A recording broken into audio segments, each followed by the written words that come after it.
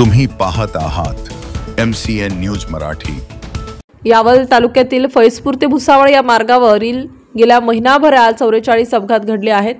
आमोदे गावाजवळील मोर नदीच्या पुलावरून मध्य प्रदेशातील खाजगी प्रवासी बस नदी पात्रात कोसळल्याने यामध्ये एका वृद्ध महिलेचा मृत्यू झाला आहे।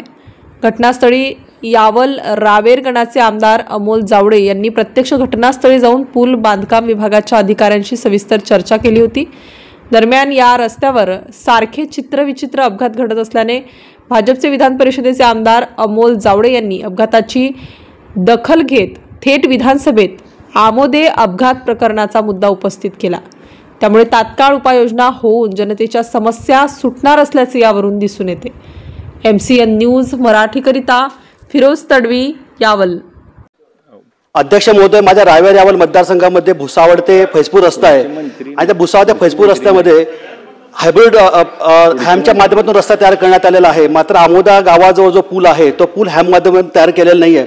त्या पूलवरती अध्यक्ष महोदय मागच्या या 6-7 महिन्यामध्ये जवळपास 23 ते 24 ॲक्सिडेंट झालेले आहेत आणि त्यामध्ये 3-4 लोक मृत्युमुखी सुद्धा पडलेले आहेत। या निमित्ताने माझी शासनाला विनंती आहे, हा पूल जर लवकर बनवण्यात आला तर खूप चांगलं होईल आणि भविष्यात